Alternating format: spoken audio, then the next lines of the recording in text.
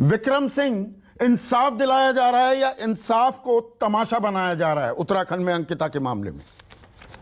संदीप जी, आपने प्रारंभिक संबोधन में बहुत महत्वपूर्ण 5 बिंदु उठाए। उत्तराखंड में पट्टी पटवारी का जो सिस्टम है अब समाप्त हो जाना चाहिए। मैं एसएसपी नैनीताल 3.5 वर्ष रहा हूं, तब भी यह प्रश्न उठाया जाता था, लेकिन बड़ी सशक्त लॉबी है जो नहीं चाहती है कि वांछित पुलिस बल या वांछित पुलिस कार्रवाई वहां पर हो। वो तो ये भी चाहते हैं कि जहां पर पुलिस है वर्तमान में तल्लीताल, मल्लीताल आदि, वहां से भी पुलिस को हटा करके पट्टी पटवारी सिस्टम कर दिया जाए। बहरहाल ये एक ऊहापोह की स्थिति है जो कि नहीं होनी चाहिए। Number 2, non forest activity, forest में, वो भी रिजर्व फॉरेस्ट में, श्री राजा जी पार्क में होना, यह फॉरेस्ट कंजर्वेशन एक्ट का खुला उल्लंघन है।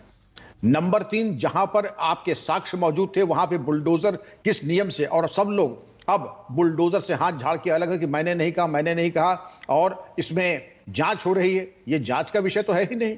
बुलडोजर जाहिर है कि किसी अधिकारी ने चलवाई है, तो बुलडोजर जिसके आदेश से आया था वो अधिकारी सस्पेंड होना चाहिए। प्रशासन कह रहा है कि नहीं, हमने तो इजाजत नहीं दी, हमने आदेश ही नहीं दिया। तो ये बुलडोजर कैसे चल गया? ये तो कॉमन सेंस की बात है कि जहां वो लड़की रह रही थी, जिस रिजॉर्ट में, जो रिजॉर्ट सवालों के घेरे में है, उसको तोड़ दो, उसको मलबे में तब्दील कर दो।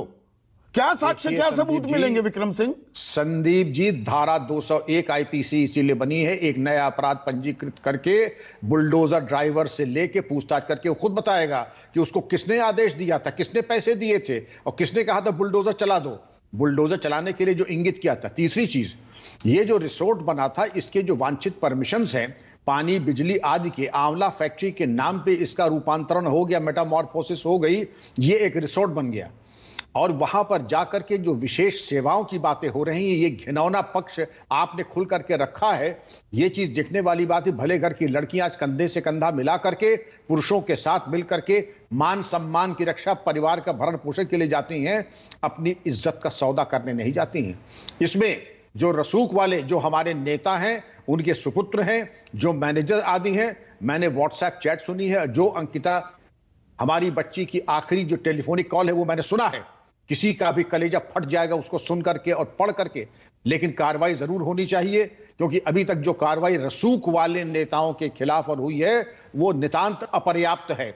बुलडोजर पहले उनके कद और काठी पे चलना चाहिए था। मिली भगत है, सारी कड़ियां जुड़ रही हैं। कहां एक आंवला की फैक्ट्री रिजॉर्ट में तब्दील हो गई, लड़की पहले भी वहां पर गायब हुई है।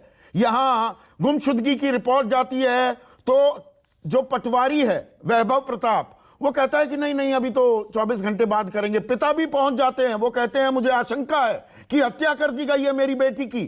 वैसी रिपोर्ट रपट दर्ज नहीं कराई जाती है।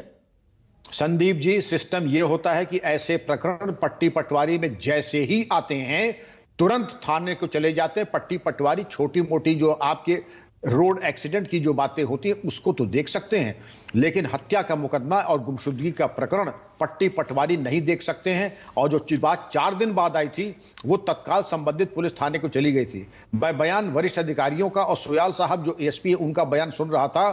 कोई भी संतोषजनक जवाब या तर्क वरिष्ठ अधिकारी से लेकर के कनिष्ठ अधिकारी नहीं दे पाए। एसपी तो कह रहे हैं सारे सबूत, सारे साक्ष्य हमने इकट्ठा कर लिए, वीडियोग्राफी कर ली। भाई कमाल की पुलिस है ये, दरअसल सर्वश्रेष्ठ बन रहा है उत्तराखंड। संदीप जी, अगर इतनी ही कार्यकुशल थी तो ये रिसोर्ट बन कैसे गया?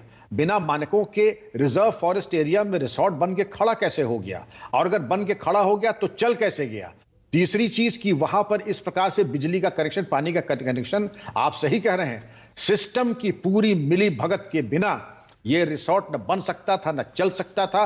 और जिस तरीके से इन्होंने बेहूदगी से वहां पर देह व्यापार का अड्डा बनाने की कोशिश की, मैं समझता हूं कि यह फिट केस है कि जो कठोरतम वैधानिक व्यवस्था है वो मिलनी चाहिए।